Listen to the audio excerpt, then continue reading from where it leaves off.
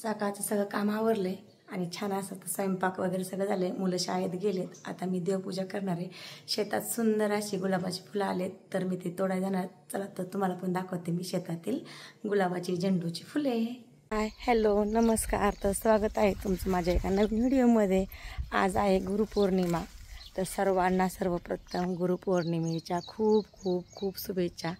चला तर म्हटलं आज आता छान अशी देवपूजा करायची आणि गुरुपौर्णिमा पण आहे आणि गुरुवार पण आहे. तर चला म्हटलं छान अशी आता देवपूजा करू. शेतात खूप सारे गुलाबाची झेंडूची फुलं होती. मी सगळी तोडली आहेत आता आणि छान अशी पूजा करणार आहे. चला परत एकदा सर्वांना मनापासून गुरुपौर्णिमेच्या खूप खूप खूप साऱ्या शुभेच्छा. गार्डनमध्ये खूप सारी अशी गुलाबाची वेगवेगळ्या प्रकारची झाडं लावलेत. छान अशी एका व्हिडिओमध्ये तुम्हाला मी दाखवलंच आहे. अशी सुंदर सुंदर झाडं लावलेत. आपल्याला देवाला पण होतात आणि दिसायला पण खूप छान वाटतात आणि खूप आवड आहे अशी वेगवेगळ्या प्रकारची झाडं लावायची. कधी दिसलं की लगेच झाड आणतो आम्ही आणि लगेच आमच्या गार्डनमध्ये लावतो. खूप सुंदर सुंदर वेगवेगळ्या प्रकारची झाडं आहेत. लाल कलरचं, पिवळ्या कलरचं, पांढऱ्या कलरचं, 2 प्रकारच्या जास्वंदी, खूप सुंदर सुंदर अशा झाडं लावलेत. म्हटलं पावसाळ्यामध्ये छान असं झाडं फुटतात म्हणून पावसाळ्यातच लावलेत. पावसाळ्यात काय होतं की छान असे झाडं लगेच लागून निघतात. पाऊस सारखा धो असतो त्यामुळे मुळा त्याच्या लागून राहतात. म्हणून चला म्हटलं आज गुरुवार आहे, छान असं देवाला फुलं, दररोजच देवाला फुलं तोडत असते आणि आज छान असा गुरुवार. पिवळ्या झाडाला खूप सुंदर अशी फुलं आलती. मग मी पिवळ्या सगळ्या झाडांची फुलं तोडली आणि झेंडूची पण तोडली. झेंडूला पण खूप सारी फुलं आलेली. एकदम भरगतचं झाड भरलेलं. त्यातली मी छान अशी मोठी मोठी झालेली फुलं तोडली. गुरुवार असल्यामुळे मी सगळं काम आवरलं आणि देवपूजेला थोडासा उशीर होणार होता कारण गुरुवारची देवपूजा खूप वेळ चालते. म्हणून मी सगळं काम आटोपलं सकाळचं आणि छान असे मी देवपूजेला लागले. मग सगळ्यात पहिलं मी सगळं म्हटलं चला आता छान असे आपण गार्डनमधनं फुलं आणूयात. मग सगळे प्रकारची फुलं तोडली मी.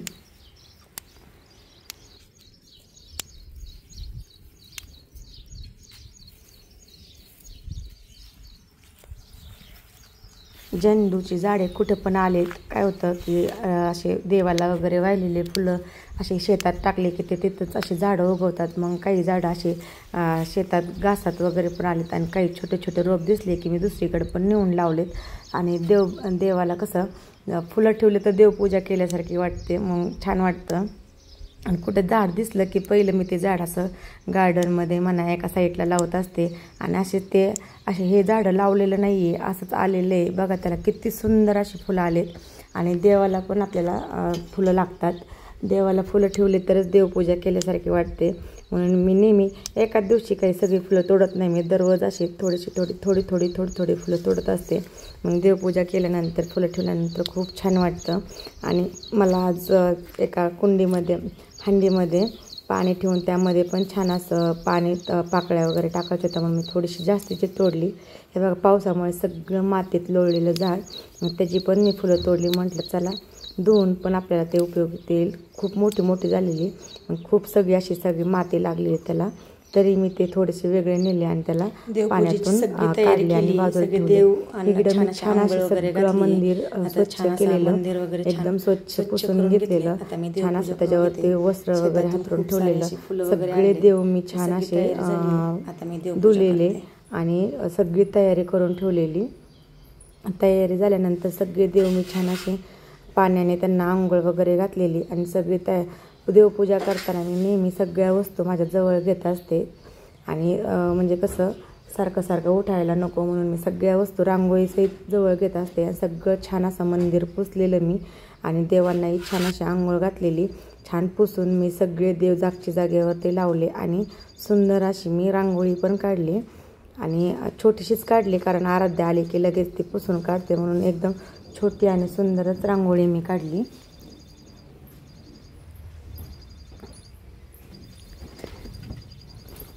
रांगोळी काढल्यानंतर मी त्याच्यावरती हळदी कुंकू वगैरे लावून घेतलं आणि छान अशी घंटी वगैरे लावून देवाला नमस्कार केला.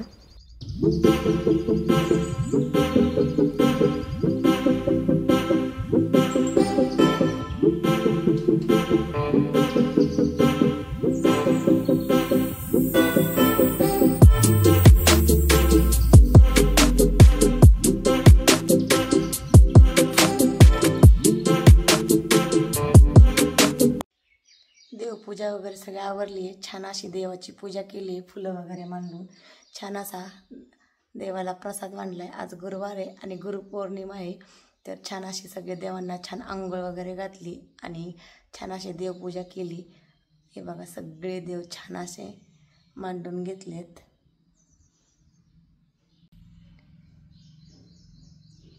छान असे गार्डनमधले सगळे गुलाबाची फुलं, झेंडूची फुलं देवाला मांडलेत.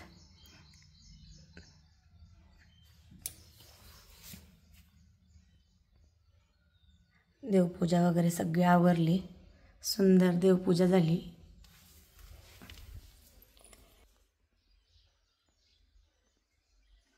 देवपूजा सगळी आवरली.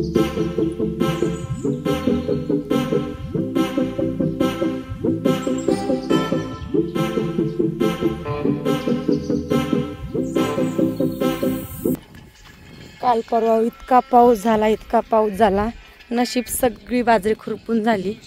चला म्हटलं आता भावाला आहे ट्रॅक्टर घेऊन खत वगैरे काही त्याला लागतं ते बाजरीला ते टाकायचं आहे. परत दुपारनंतर खूप पाऊस येतो, खत टाकून झालं पावसात विरघळून वगैरे जाईल म्हणून त्याला खत टाकायचं. त्याला काही लागते ते म्हणून देते बादली वगैरे खत कालवायला. अशी बाजरी आली छान, बाजरी खुरपून झाली की पाऊस आला. 2 दिवस होत्या बायका आई वगैरे. आज छान असं खत टाकून घेते. मी नाही टाकणार, त्याला काय लागते तिथे बादली बिदली.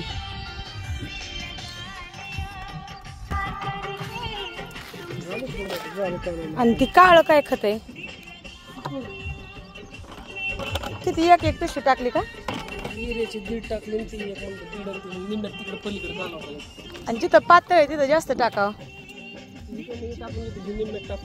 हा जसं खुरापले तसं अर्धा अर्ध.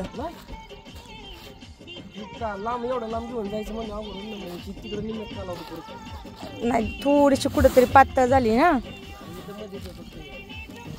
चिखले आता लय बाबा नाचावं लागेल. बरं झालं पण पाऊस आला, टेन्शन गेले भिजवायचं. आणि खुरपायला पण मापात झालं. 2 दिवस लेट म्हणलं का झालं नसतं. दोन्हीच्या मध्ये उभा राहून 2-2 सारे बाप घ्यावं. ह्या रानात चांगली आली ना, तिकडे पण चांगली आली, थोडीशी पातळ झाली पण येईन भरून. रान चांगले.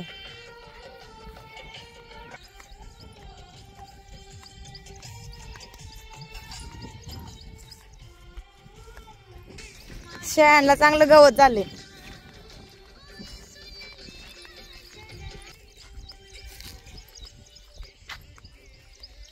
अशा एवढ्या सापडल्यात बघा. आता छान त्याला ऊन द्यायचं. छान वाळतात त्या. एकदम सुंदर बेडगी मिरची झाली. खूप महाग असतात पण असेच मसाल्याला आणलेल्या मिरच्याचं बी मी शेतात टाकलेलं. मग त्याच्यात अशा मिरच्या झाडं आले. तुम्हाला एका व्हिडिओमध्ये दाखवलं आहे. पण शेतात खूप सारे बेडगी मिरची आहे म्हणून तर छान आहे त्या. त्याला दररोज उन्हात ठेवून एक 5-6 दिवस 8 दिवस तर लागतीलच कारण थोडासा पाऊस चालू आहे ना, त्यामुळं वाळल्यानंतर तुम्हाला दाखवेल मी किती छान झाल्या त्या. आता पहिल्या वाळवल्या मी तुम्हाला एका व्हिडिओमध्ये दाखवलेल्या आणि त्याची मिरची पावडर पण केली. आता ह्या एवढ्या अशा सापडल्यात. गार्डनमधली हिरवीगार कोथिंबीर नेऊयात.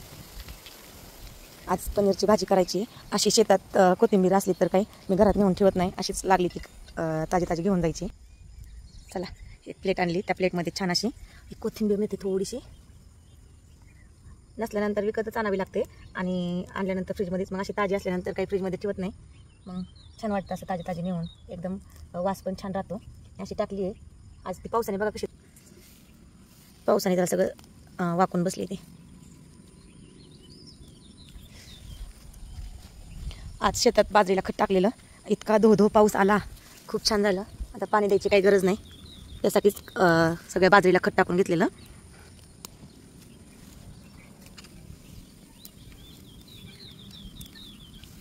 काही कोथिंबीरीला फुलं आलेत, स्टेप बाय स्टेप टाकलेली ना, थोडी म्हटलं आपल्याला खायला होती, मग थोडी टाकली की परत ते संपत आली की दुसरी येते. असं घरच्या घरीच थोडं काही लावलं ना तर उपयोगाला येतं आणि लगेच आपल्याला ताजं स्वयंपाक करायला नेता येतं. आता टोमॅटोची वगैरे पण झाडं खूप छान आलेत, पावसाने खूप हिरवगार झाले. झेंडूचं झाड हे बघा, टोमॅटोचे झाडं पण आलेत. आता त्याला कळ्या वगैरे आल्यात, त्याला कळ्या वगैरे आणि थोडेसे टोमॅटो आले की त्याला वरती बांधून द्यायचे, छान असे येतील. जिथं मोठी कोथिंबीर आहे ना ती उपटते, छोटी पण यायला लागली ना खालनं. आज गुरुपौर्णिमा आहे ना, म्हटलं चला छान असं पनीरची भाजी राईस वगैरे करा. एकदम हिरवं झालं, शेतात सगळं खत वगैरे टाकलेलं.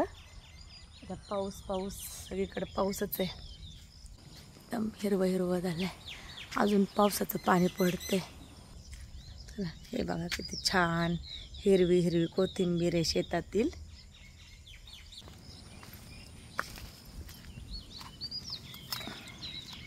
किती सुंदर आलाय पुदिना.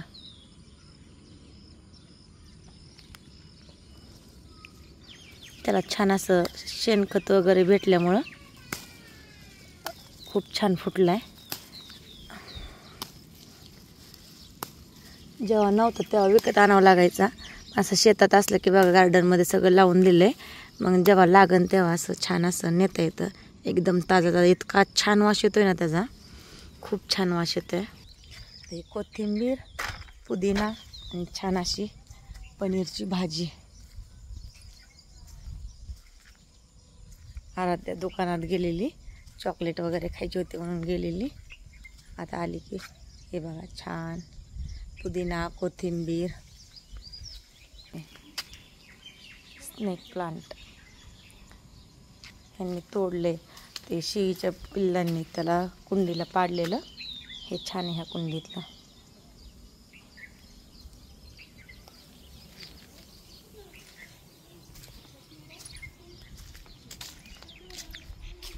चला स्वयंपाकाची तयारी केली आहे. म्हटलं पनीरची भाजीचे मसाला वगैरे काढून घ्यावा. कांदे आणलेत, टोमॅटो आणलेत, छान असं त्याला परतून घ्यायचं आहे.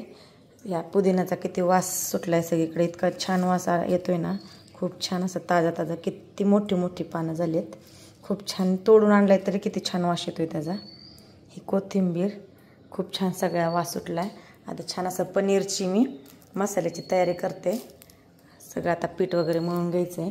लाईट नसल्यामुळं छोटासाच बल लावण्यात आला आहे ना, 6ला लाईट यायची आहे, पण चला म्हटलं आज उपवास आहे ना, तर लवकर स्वयंपाक करून घेते. पनीरची भाजी करायची होती, तर त्यासाठी मी छान असे 4-5 कांदे, 2 टोमॅटो, थोडंसं कोथिंबीर, आले आणि लसूण आणि थोडंसं बीट टाकून छान असं मी हळद वगैरे टाकून थोडं 1 कपभर पाण्यात त्याला उकळत ठेवलेलं. आणि कांदा वगैरे तळून पण मी भाजी करत असते, पण अशी भाजी केल्यानंतर पण खूप टेस्टी होते. म्हणून मी सगळे कांदा, कोथिंबीर, आलं, लसूण, आणखीन कोथिंबीर, पुदिना वगैरे सगळं छान असं वॉश करून मी थोडंसं शिजवून घेतलं.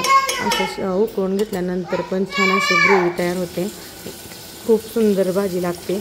आणि ते मिश्रण सगळं उकळेपर्यंत मी असा छान असा जिरा राईस करत होते. छान भरपूर असं तेल टाकलं, त्यामध्ये भरपूर असं जिरा टाकला, कोथिंबीर खूप सारी ताजी टाकली, नमक, ते सगळं मिश्रण हलवून छान त्यामध्ये 2 तांदूळ टाकले.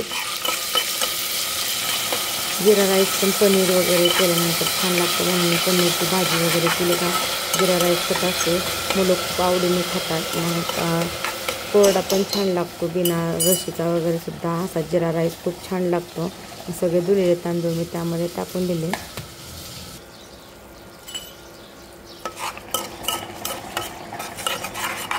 तांदूळ टाकल्यानंतर छान असं एकत्र करून 1-2 ते 3 मिनिटं हलवून छान परतून दिल्यानंतर त्यामध्ये थोडंसं गरम करून पाणी टाकायचं गरम पाणी टाकल्यानंतर भात छान असं छान होतं.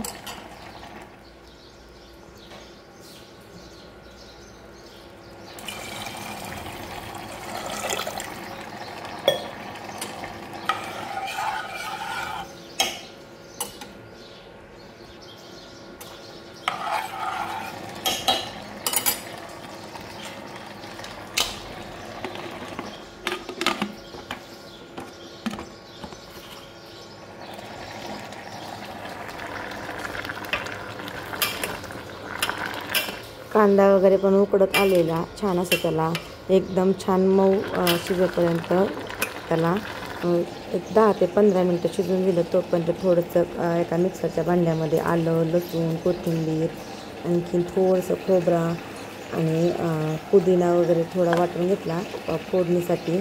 पनीरच्या भाजीला छान असा त्या तेलामध्ये फोडणीला टाकल्यानंतर खूप छान असा खमंग वास येतो.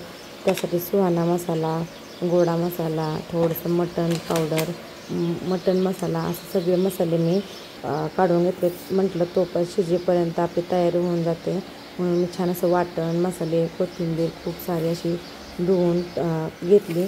आणि बेसन पीठ पण घेतलेलं. बेसन पीठ भाजीमध्ये टाकलं ना, तेलामध्ये छान परतून घेतलं तर आपलं भाजीतलं पाणी एका साईडला येत नाही, म्हणजे एक जीव भाजी होते.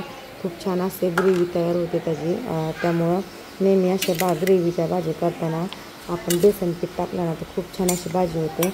आणि जे शिजलेलं जे आपलं वाटण होतं ना ते गार करून दिलं थोडंसं आणि मिक्सरच्या भांड्यातून मी ते काढून घेतलं. आणि जे आपण राहिलेलं पाणी होतं ना शिल्लक शिजाय घातलेलं ते लाल कलरचं तेही त्यामध्ये ते टाकून न देता भाजीमध्येच टाकायचं तर भाजी आपली छान होते. आणि ते सगळं वाटण वगैरे करून घेतलं. आणि पनीर मी घरीच केलेलं गाईच्या दुधाचं, त्यामुळे तुम्हाला असं दिसत असेल. हे सगळं कापून घेतलं छान, हळद मीठ टाकून त्याला थोडंसं मुराय ठेवलेलं 10-15 मिनटं. घरचं शिल्लक राहिलेलं दुधाचंच केलेलं गाईचं, त्यामुळे थोडंसं पिवळं पिवळं दिसतं छान. आता कढई गरम करून त्यामध्ये तेल टाकलं खूप सारं आणि ते जे पनीरचे क्यूब होते ते तळून घ्यायचे. तळून घेतलं तर पनीर खूप छान लागतं ग्रेव्हीमध्ये टाकल्यानंतर. असं मऊ लुसलुशीत जे हॉटेल स्टाईल सारखं पनीर होतं म्हणून थोडंसं हलकंसंच त्याला परतून घ्यायचं. आणि ते पनीरची भाजी झाल्यानंतर ते आपण सगळ्यात शेवटी आपण त्यामध्ये टाकायचं. मी थोडंसं त्याला छान असं परतून दिलं.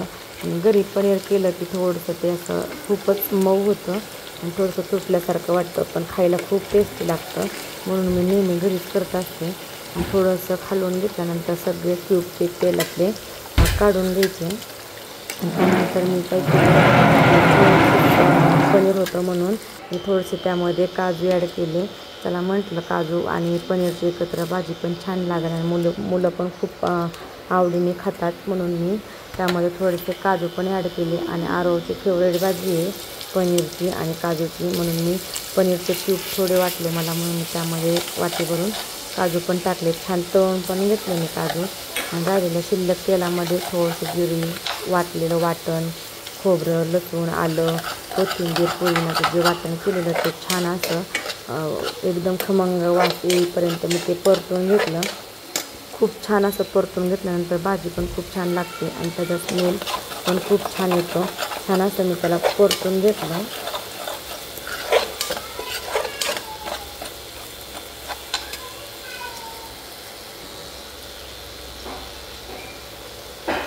त्यामध्येच मी परतून झाल्यानंतर बेसन पीठ टाकलं आणि बेसन पीठही छान असं परतून घ्यायचं. बेसन पीठ असं छान पनीरची भाजी, काजूची भाजी, जे ज्या ग्रेव्हीच्या भाज्या आहेत ना त्यामध्ये तर आपण थोडंसं 1 चमचाभर बेसन पीठ टाकलं ना तर जे बघा आपलं भाजी केल्यानंतर आपण जेवण करायला घेतल्यानंतर थोडंसं पाणी बाजूला सरल्यासारखं वाटतं. ते असं बेसन पीठ टाकल्यानंतर एक जीव भाजी होते आणि एक दिसायला पण खूप हॉटेल स्टाईल वाटते. म्हणून नेहमी आपण जेवढी आपल्याला भाजी करायची, ग्रेव्ही करायची त्या प्रमाणानुसार आपण बेसन पीठ टाकायचं. मी 1 चमचाभर टाकलेलं. आता खूप छान अशी भाजी होईल. आणि सगळं परतून झाल्यानंतर मी जे मसाला केलेला तोही छान असा परतून घेतला. परतून त्याला तेल सुटेपर्यंत छान असं परतून घ्यायचं.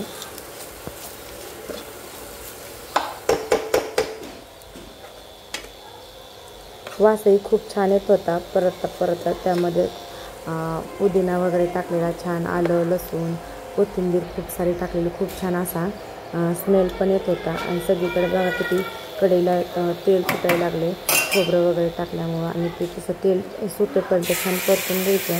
जे आपण वाटण केलेलं तेल त्यामध्ये टाकून द्यायचं आणि छान परतून द्यायचं. वाटणामध्ये मी थोडंसं बीट वगैरे टाकलं त्यामुळे छान असा वाटणाला खूप सुंदर असा लाल लाल कलर आला. भाजी पण दिसायला खूप एक नंबर दिसते. थोडंसं बीटचे 1-2 तुकडे टाकले ना छान. जेव्हा आपण भाजी कांदा वगैरे तळून घेतो तेव्हाही टाकायचं तळताना. आणि आज वेगळ्या पद्धतीने केलेली उकडून घेतलेलं सगळं. उकडून घेतल्यानंतर पण खूप छान भाजी लागते. किती सुंदर असं दिसते. एकदम तेल सुटेपर्यंत सगळी ग्रेव्ही त्यामध्ये टाकायची आणि आपल्याला पाणी टाकायचं असेल तर थोडंसं पाणी गरम करायचं आणि त्यामध्ये आपल्या प्रमाणानुसार जशी पेस्ट करायची त्या पद्धतीने आपण त्यामध्ये थोडंसं पाणी ॲड करायचं. ते जे शिल्लक पाणी होतं उकडल्यानंतर राहिलं ते मी त्यामध्ये ॲड केलं आणि छान असं एकजीव हलवून घेतलं.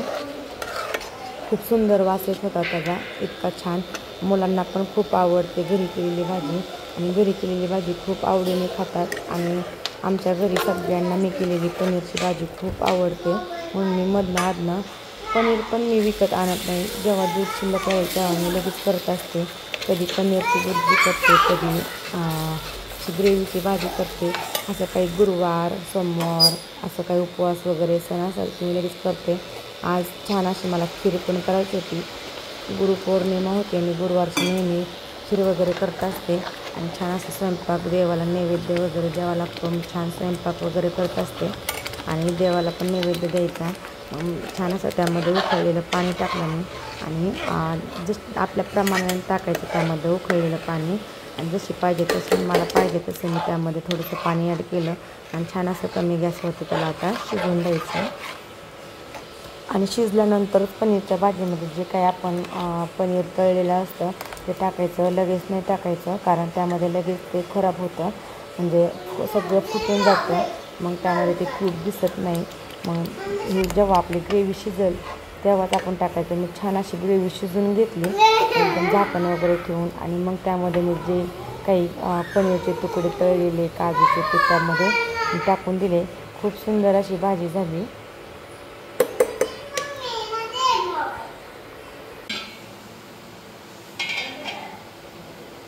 केलेली नंतर लक्षात आलं की मला ह्या भांड्यामध्ये आज पनीरची भाजी करायची होती. आरवने लक्ष करून दिलं. नंतर मग फोडणी वगैरे झाल्यानंतर मी परत ह्यामध्ये ती भाजी टाकली आणि थोडीशी गॅसवरती ठेवली. आता झाली आहे हे बघा अशा म्हणजे खूप छान अशी कट वगैरे आला आहे.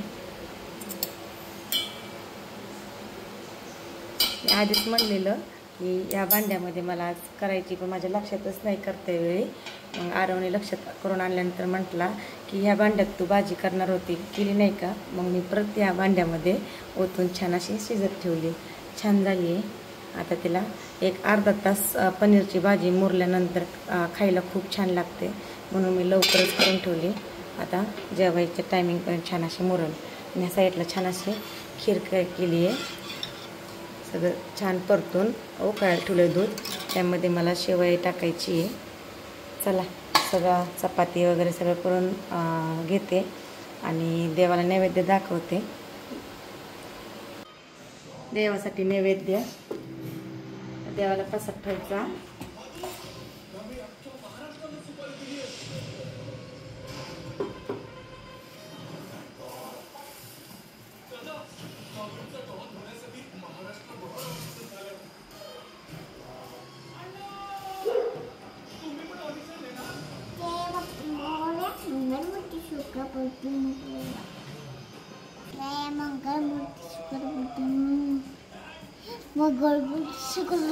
देवाला नैवेद्य ठेवलाय छान असा.